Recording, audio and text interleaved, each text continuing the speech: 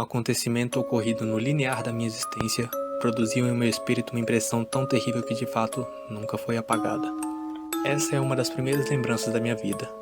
O quarto das crianças, como era chamado, era um cômodo grande situado no fundo da minha casa, coberto por um telhado de carvalho com grandes janelas de vidro.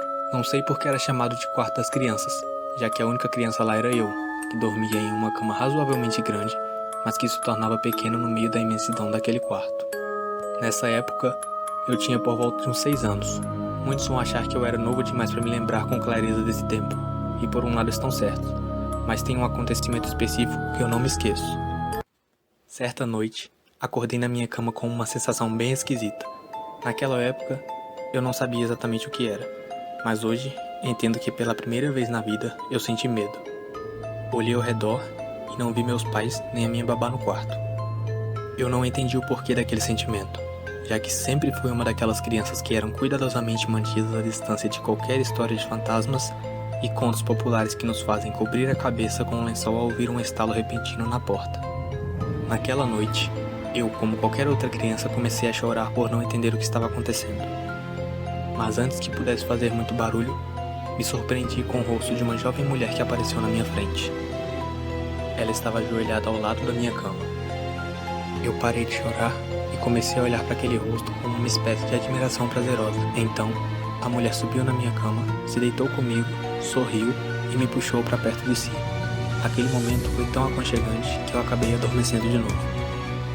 Porém, mais tarde, acordei com a forte sensação de que alguém estava enfiando 2 agulhas gigantes no meu peito.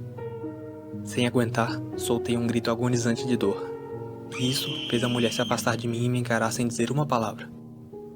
O problema é que quando ela se afastou, seu rosto já não era mais o mesmo. Ela tinha tomado a forma de algo que eu nunca tinha visto. Era como se ela estivesse morta. Seu cheiro era horrível e a sensação de pavor tomou conta de mim de novo. Por sorte, eu comecei a ouvir passos de alguém. Acho que meus gritos chamaram a atenção da minha mãe, que logo correu para me acudir.